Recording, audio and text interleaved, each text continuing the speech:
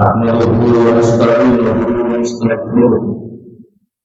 ونعوذ بالله من شرور أنفسنا ومن سيئات أعمالنا من يهده الله فلا مضل له ومن يضلل فلا هادي له وأشهد أن لا إله إلا الله وحده لا شريك له وأشهد أن محمدا عبده ورسوله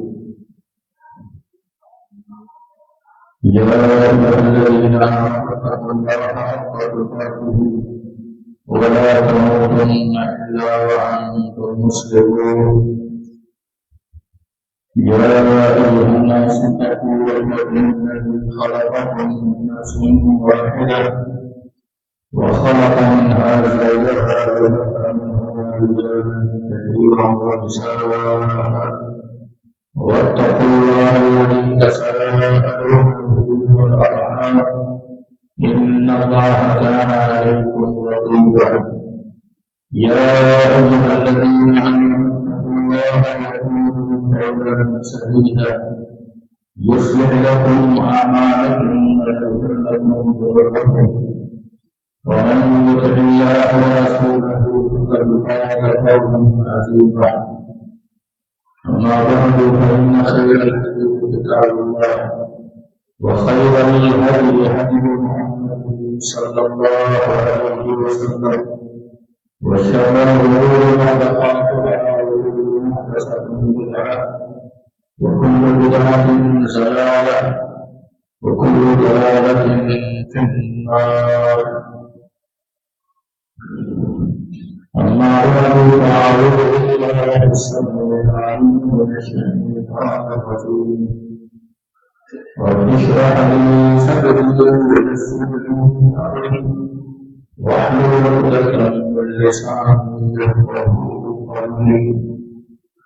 سبحانك لا علم لنا إلا ما علمتنا إنك أنت العليم الحكيم ربي أعوذ بك من همزات الشياطين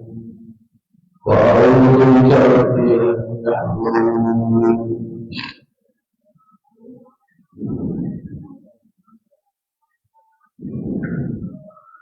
محمد رسول الله والذين معه أشداء على الكفار رحماء بينهم تراهم ركعا سجدا يبتغون فضلا من الله ورضوانا وقال الله سبحانه وتعالى في موضع آخر إلا تنصروه فقد نصره الله إذ أخرجه الذين كفروا ثاني اثنين إذ هما في الغار إذ يقول لصاحبه لا تحزن إن الله معنا وقال الله سبحانه وتعالى في موضع آخر والذي جاء بالصدق وصدق به أولئك هم المتقون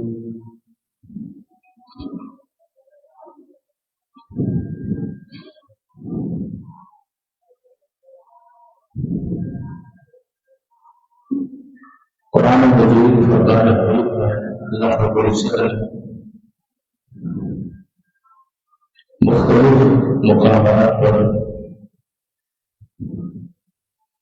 اللہ کے نبی صلی اللہ علیہ وسلم پر جو ایمان لانے والے ہیں ان کا تذکرہ فرمایا ہے جنہیں ہم صحابی کہتے ہیں اور صحابہ جس کی جمع ہے صحابہ کرام کی ایک عمومی فضیلت بھی ہے اور بعض صحابہ کو اللہ کے رسول صلی اللہ علیہ وسلم نے اس کی خاص فضیلت بھی بیان فرمائی ہے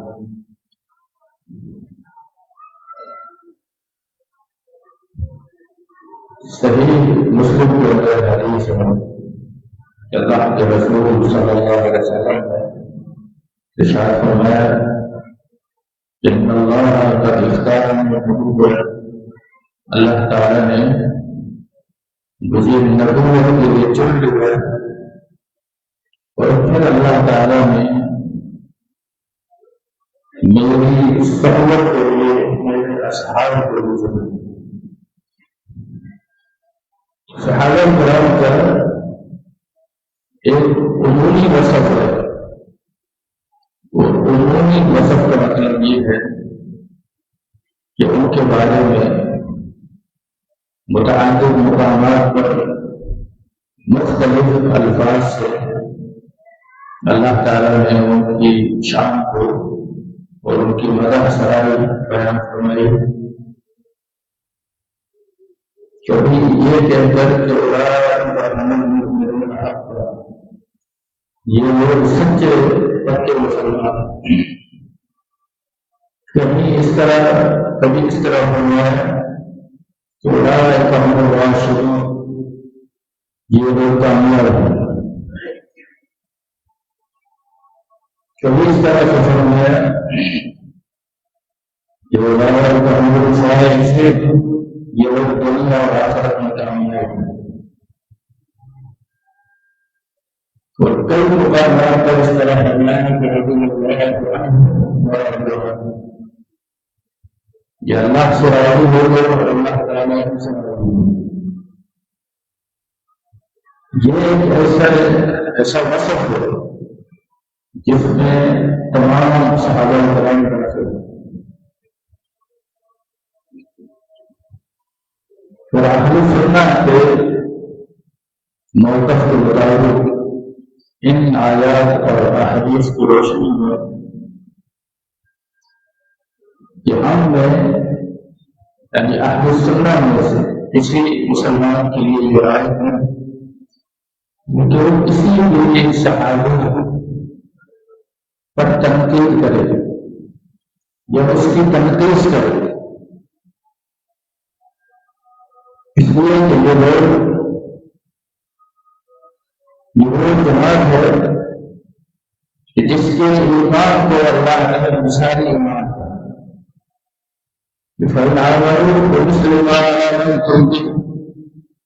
اگر تم ایسے ایمان لائے جیسے یہ صحابہ کرام ایمان لائے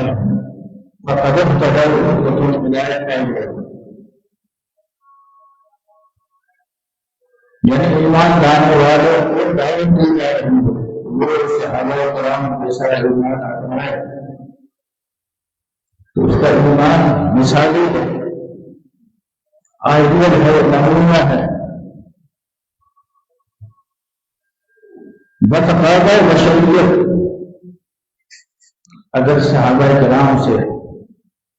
کوئی لغزش ہو گئی، کوئی کوتاہی ہو گئی، تب بھی کسی عام مسلمان کو یہ حق حاصل نہیں کہ وہ اس بارے میں کوئی گرفت کرے، کوئی مناقشہ کرے، اس کو گنوائے، اس کو ہائی لائٹ کرے اور یہ بتانے کی کوشش کرے کہ نہیں جی یہ تو ان سے بھی غلطی ہو گئی، اس سے بھی غلطی ہو گئی۔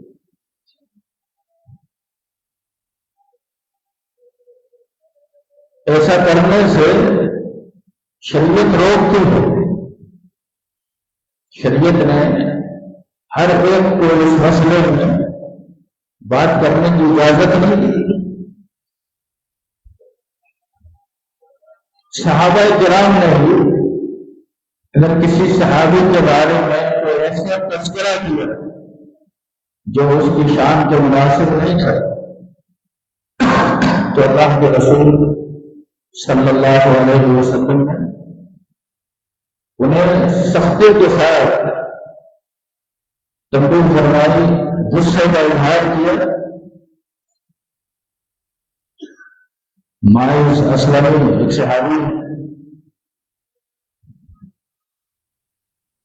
اس سے گناہ کرنے ہو گیا،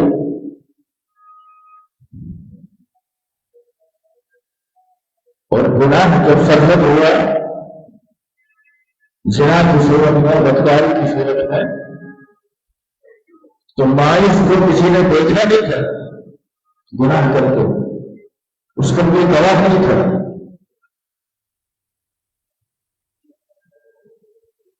لیکن گناہ ہونے کے بعد احساس ہوا اور خود اللہ کے رسول صلی اللہ علیہ وسلم کے پاس گئے اور کہنے لگے طہرنی یا رسول اللہ، اللہ کے رسول کو تم پاک کر دی۔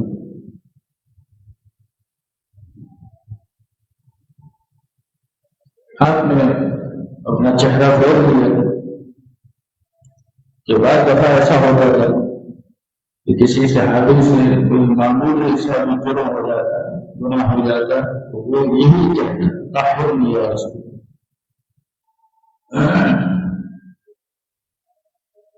جو جس طرف آپ نے چہرہ پھیرا وہ اس طرف آ گیا اور پھر کہا طہرنی یا رسول اللہ۔ پھر بھی آپ نے کہا کہ ممکن ہے تم سے کوئی چھوٹی موٹی بات ہو گئی ہو، تمہارا معاملہ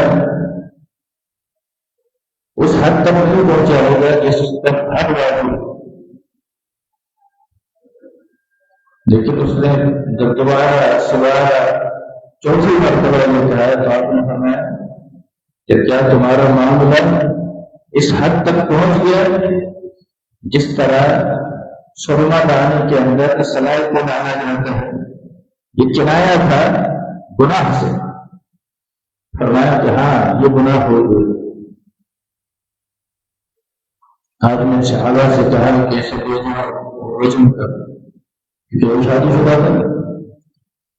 اسے لے گئے، اسے رجم کیا، پتھر مارے۔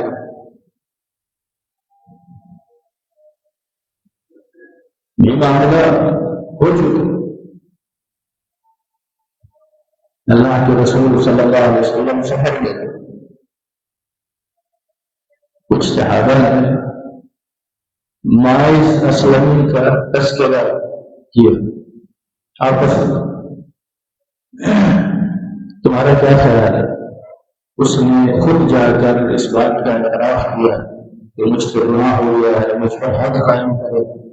یہ اچھی بات ہے۔ اس کے گناہ کا کسی کو پتہ بھی نہیں تھا، وہ اللہ سے معافی مانگتا، اللہ تعالیٰ معاف کرنے والا ہے، اللہ کا فضل ہے۔ دوسرے نے کہا ہاں بالکل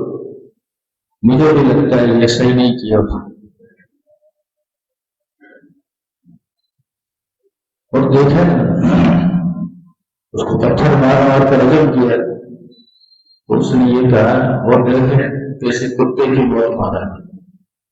ایسے الفاظ ہے۔ اللہ کے رسول صلی اللہ علیہ وسلم نے ایک بات سن لی، آپ نے ان دونوں کو بلایا، اور بلانے کے بعد فرمایا ایک مرا ہوا گدھا تھا، اس کی طرف اشارہ کیا اور فرمایا اس کا گوشت کھاؤ۔ کہنے لگے اللہ کے نبی یہ تو ویسے ہی حرام ہے گدھا، پھر وہ بھی مرا ہوا ہے، پھر اس کو مرے ہوئے بھی کئی دن ہو گئے، اس سے تعصب ہو رہا ہے۔ آپ نے فرمایا بہتر ہے کہ اس مرے ہوئے گدھے کا گوشت کھا لے، لیکن مائز کے بارے میں یہ تبصرہ نہ کرو۔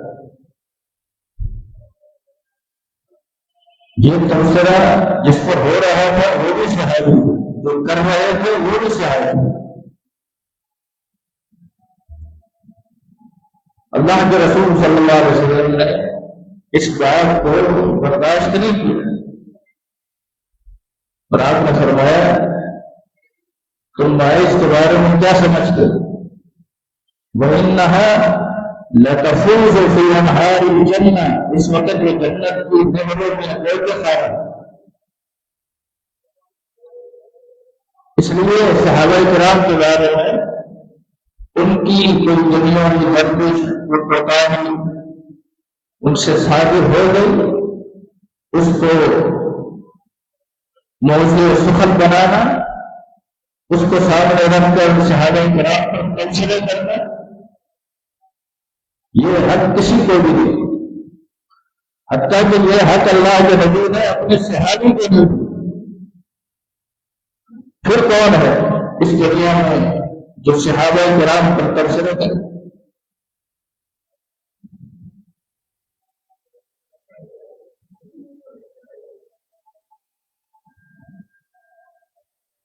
صحابہ کرام کے آپس کے اندر غلط فہمی کی بنیاد پر جنگیں ہو گئی، اس کو بنیاد بنا کر ایک صحابی کو جنتی کہا جائے، ایک کو جہنمی کہا جائے،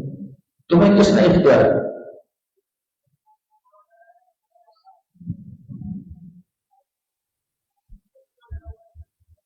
تو حوالہ دے کے وقت ایسے کرنا حدیث میں ہے صحابہ کرام کے کردار کو مشکل بنانے کے لیے ایسی روایت کا تلاش کرنا جو روایتیں 3 روایتیں ان میں سے ایک کو پیش کرنا، 2 کو چھپا دینا۔ یعنی اگر اللہ کے رسول نے فرمایا میرے صحابہ کے اندر 12 منافق، آپ نے ایک موقع پر ایسا فرمایا، صحیح مسلم کی حدیث ہے، لیکن اسی حدیث کے ساتھ صحیح مسلم کے اندر یہ الفاظ بھی ہیں کہ میرے صحابہ کی جگہ من امتی کا الفاظ ہے، میری امت میں بیان ہوا۔ اس کا مطلب کوئی صحابی منافق ہے جو آپ پر ایمان لائے، جنہوں نے آپ کے ساتھ جنگیں کی، جنہوں نے آپ کے ساتھ مسائل کھیلے، جنہوں نے اپنی مال اولاد جان ہر چیز کی قربانی دی، اس کے بارے میں لوگوں کے ذہنوں میں یہ تعصب پیدا کرنا کہ اللہ کے نبی نے خود کہا کہ صحابہ کے اندر منافق، یہ کس فکر کو اور کس گروہ کو اس طرح کی باتیں کر کے پرموٹ کیا جا رہا ہے؟ یہ سب اس بنیاد پر ہو رہا ہے کہ آج ہر ایرا جو ہے وہ اس منصب کا اہل نہیں ہے، اور وہ صحابہ پر باتیں کر رہا ہے، کوئی قرآن پر باتیں کر رہا ہے، جس کا جی چاہتا ہے کوئی امہات المومنین کے کردار کی دھجیاں اڑا رہا ہے۔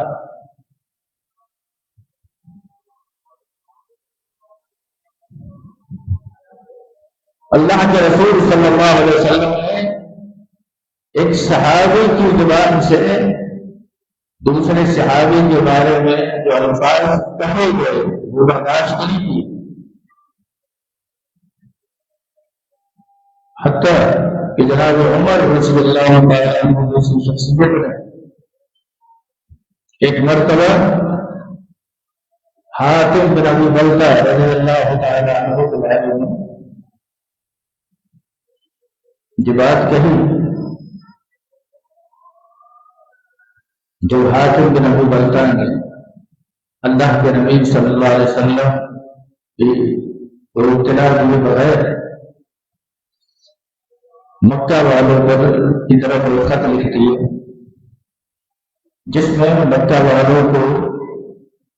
یہ بتانا تھا کہ اللہ کے نبی جنگ کا ارادہ رکھتے ہیں، اور اس کے عوض انہیں اس بات کی امید تھی کہ جب میں یہ احسان کروں گا اہل مکہ پر تو اس کے نتیجے میں میرا وہاں کوئی نہیں ہے، تو وہ جو میری جائیداد ہے، چیزیں ہیں، اس کی حفاظت کریں گے، اور میرے بارے میں ان کا تھوڑا گوشہ نرم ہو گیا۔ اور چونکہ اللہ تعالیٰ نے اپنے نبی کو فتح کی خوشخبری سنا دی، لہذا اللہ کے نبی کو تو اللہ تعالیٰ فتح عطا فرما ہی دے، لیکن بہرحال یہ ایک سیکریٹ معاملہ تھا۔ انہوں نے خط کے ذریعے ایک عورت کو خط دیا اور اسے روانہ کیا۔ اللہ کے رسول صلی اللہ علیہ وسلم کے پاس وحی آئی، جبریل امین نے آپ کو بتایا کہ اس طرح سے مسئلہ ہوا۔ آپ نے وحی کی روشنی میں صحابہ کرام کو دو صحابی کو بھیجا اور فرمایا کہ جاؤ اور جا کر دیکھو، ایک جگہ ہے جس کا نام ہے روضہ خواب، یہاں ایک عورت ہے، اس کے پاس ایک خط ہے، وہ لے آؤ۔ پھر صحابہ گئے، وہ خط لے کر آئے۔ جب آپ نے حاتم بن ابی بلتہ سے پوچھا تم نے یہ کیوں کیا، انہوں نے جو بات ان کے دل میں تھی وہ بتایا اور بتایا کہ میں معاذ اللہ کو اسلام سے داخل نہیں ہو گیا، کوئی مرتد نہیں ہو گیا، بس یہ وجہ تھی۔ جناب عمر نے کہا داعی یا رسول اللہ، اللہ کے رسول نے چھوڑ دی، میں اس کا سر پلٹ کروں، میں اس منافق کی گردن ہوا۔ اللہ کے رسول صلی اللہ علیہ وسلم نے جناب عمر کی زبان سے حاتم بن ابی بلتہ کے الفاظ سنے تو آپ نے فرمایا اے عمر، تمہیں پتہ ہے یہ حاتم کون ہے؟ یہ حاتم بن ابی بلتہ یہ بدری صحابی ہے، یہ غزوہ بدر کے اندر شریک تھا۔ فإن اللہ اشرف علی اہل بدر، اللہ تعالیٰ اہل بدر اللہ تعالیٰ نے دیکھا اور دیکھنے کے بعد اللہ تعالیٰ نے ان سے کہا اعملوا ما شئتم قد غفرت لکم، تم آج کے بعد جو بھی عمل کرو، تم سے گناہ بعد میں سرزد ہوگا، اللہ اسے معاف دے گا۔ اعملوا ما شئتم، اس فضیلت کا سنت ہے کہ جناب عمر ہو گئے تو فرمانے لگے اللہ و رسولہ اعلم، اللہ اور اس کا رسول بہتر جانے۔ جناب عمر رضی اللہ تعالیٰ عنہ جیسی ہستی کو کسی صحابی کے بارے میں تبصرہ نہیں کرے اور کیا تو اپنے الفاظ واپس لینے پڑے، معافی تلافی کرنی پڑی۔ آج جسے دیکھو وہ صحابہ کرام پر حضرہ سرائی کرتے ہوئے پھر رہا،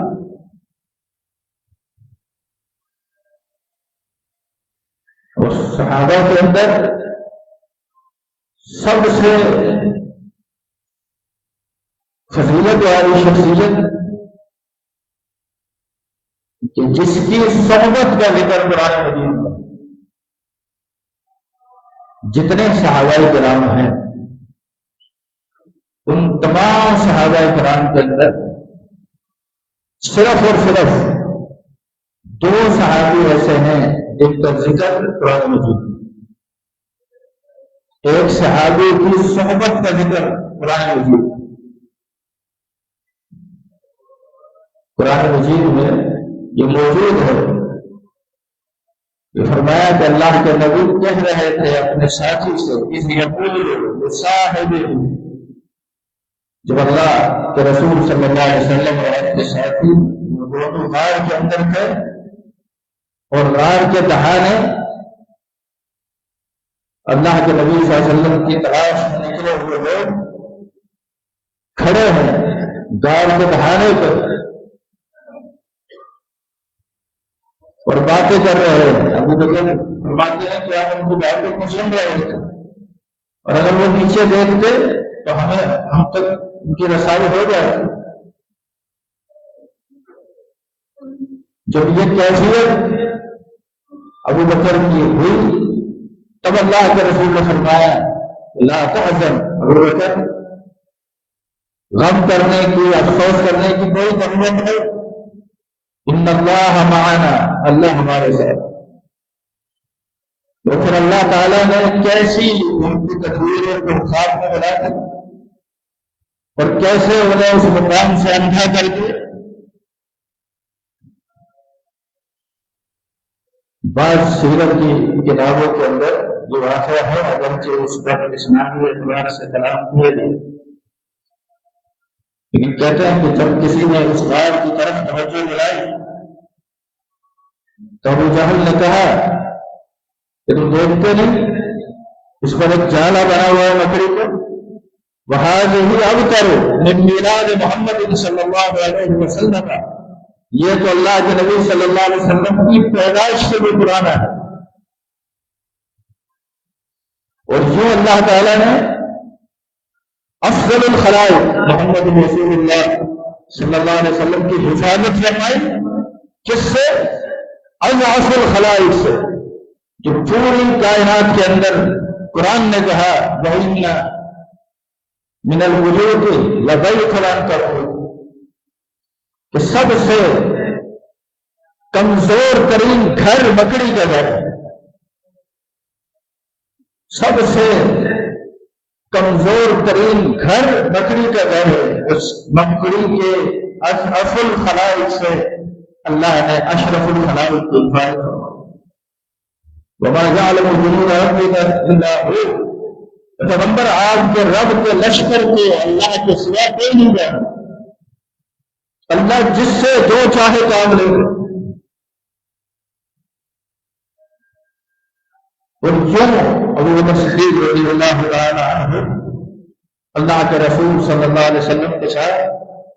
سفر میں رہے، حضر میں رہے، آپ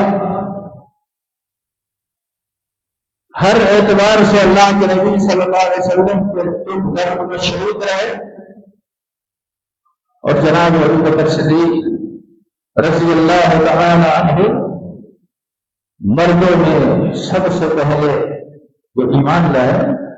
وہ ابو بکر صدیق رضی اللہ عنہ، اور پھر آخری دم تک ابو بکر صدیق رضی اللہ تعالی عنہ اللہ کے نبی صلی اللہ علیہ وسلم کے رفیق رہے۔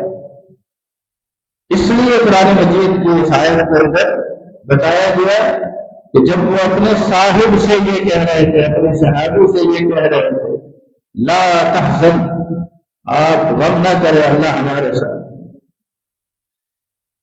اس لیے یہ کہا جاتا ہے کہ ابو بکر کی صحابیت کا انکار کرنا قرآن کا انکار ہے، اور قرآن کا انکار کفر ہے۔ دوسرے صحابی جناب زید رضی اللہ تعالی عنہ جن کا نام قرآن مجید کے اندر سورہ احزاب کا کرم ہے،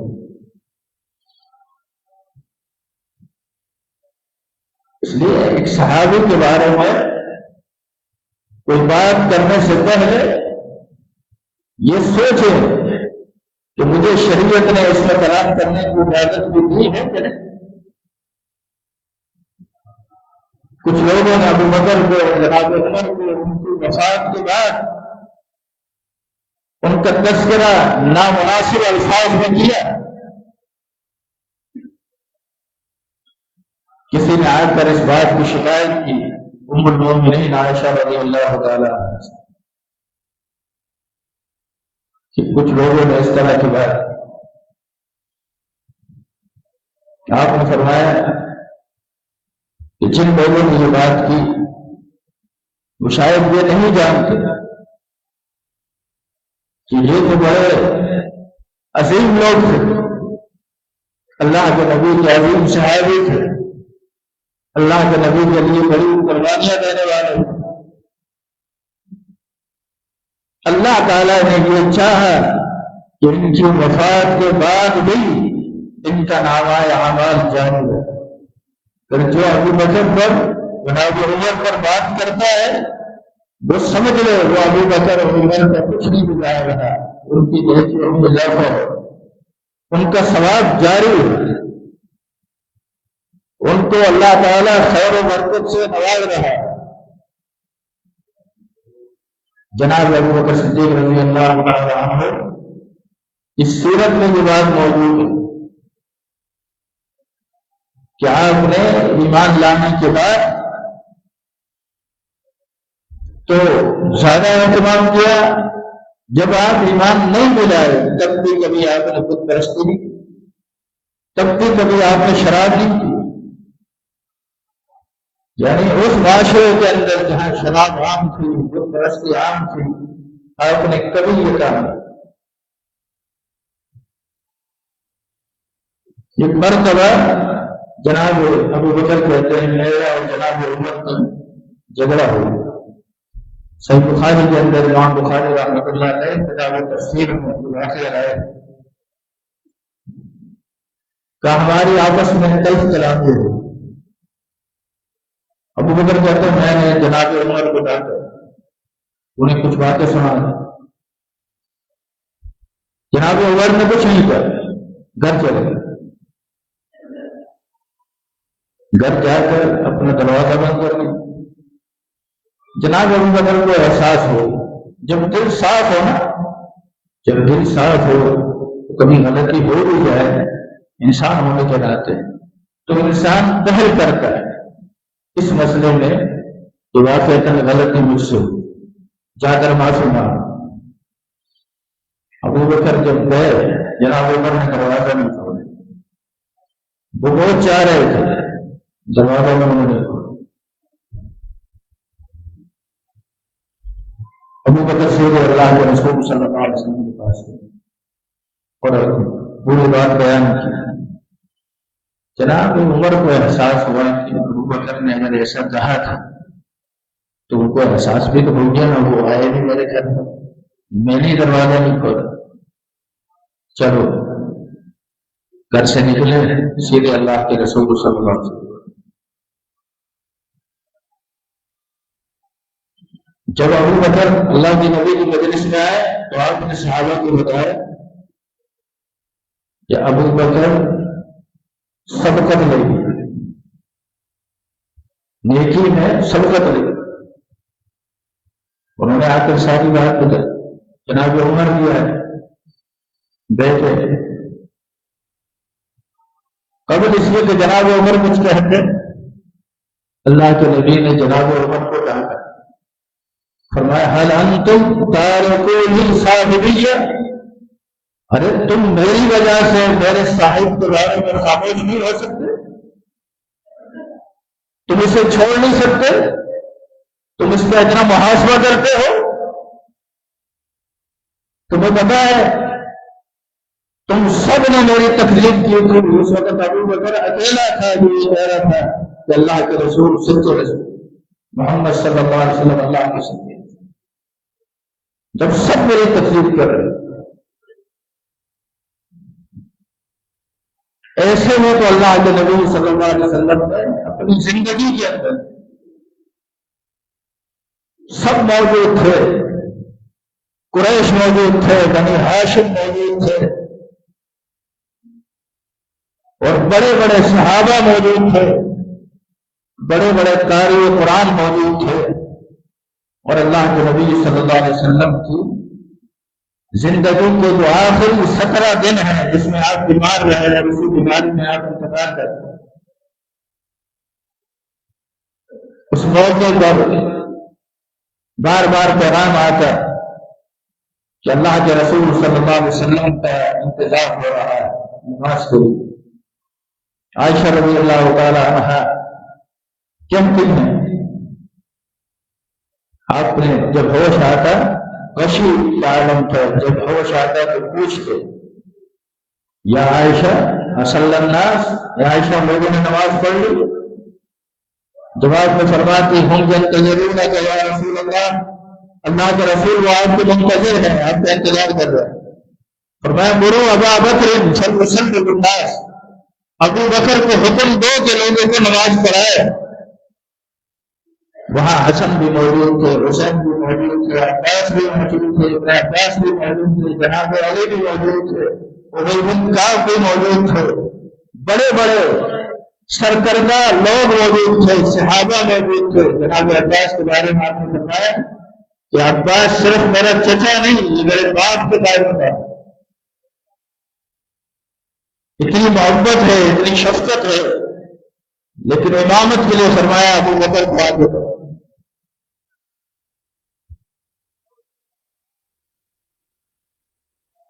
ایک موقع پر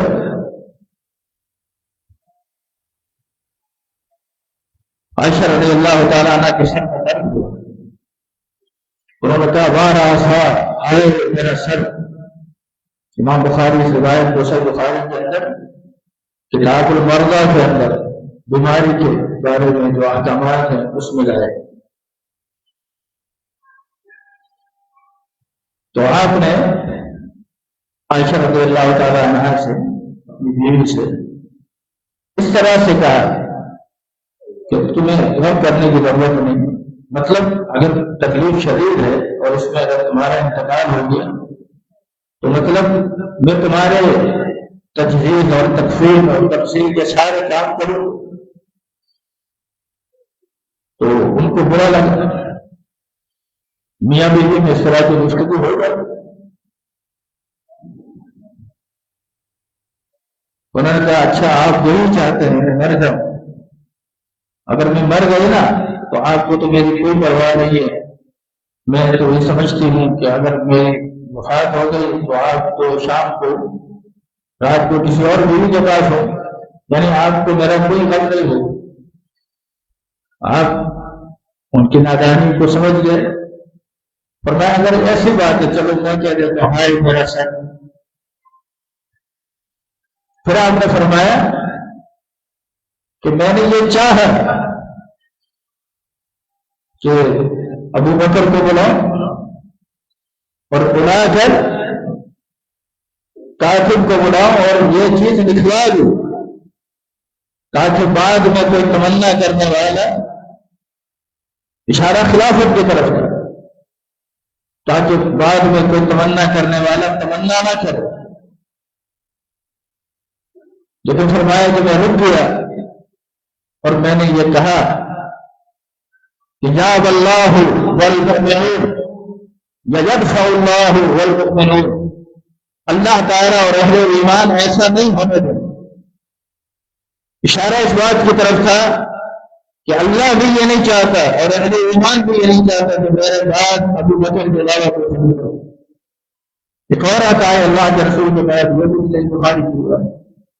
اور آ کر اللہ کے رسول سے کہا اللہ کے نبی میرے ساتھ کوئی تعاون کیجیے، فرمایا کہ اس وقت مال نہیں، بیت المال میں ختم ہو گئی، تم آئندہ سال آنا، میں آئندہ سال تمہیں دوں۔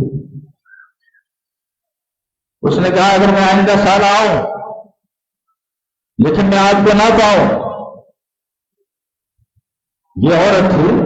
صحابیہ تھی، جب اس کا عقیدہ دیکھو، اس کا عقیدہ یہ ہے کہ اللہ کے رسول صلی اللہ علیہ وسلم بھی بشر ہے، انسان ہے، موت و حیات کے معاملات سب کے ساتھ۔ یہ عقیدہ نہیں ہے کہ آپ تو فوت ہی نہیں ہو، آپ نے ایسی کوئی بات نہیں۔ آپ نے فرمایا اگر تو آئے اور مجھے نہ پائے تو ابو بکر کے پاس جائے۔ یہ اشارہ تھا اس بات کی طرف کہ ابو بکر صدیق رضی اللہ تعالی عنہ اس بات کے سب سے زیادہ اہل۔ تو صحابہ کرام رضوان اللہ علیہم اجمعین کے بارے میں کوئی بات کرنے سے پہلے یہ سوچے کہ مجھے شریعت نے یہ بولنے کا اختیار دیا، میں کن کے بارے میں لب کشائی کرنا اور میرا اپنا اس تعلق سے کردار کیا ہونا چاہیے۔ اللہ رب العزت اس نقطے کو سمجھنے کی توفیق عطا فرمائے۔ اقول قولی ھذا واستغفر اللہ۔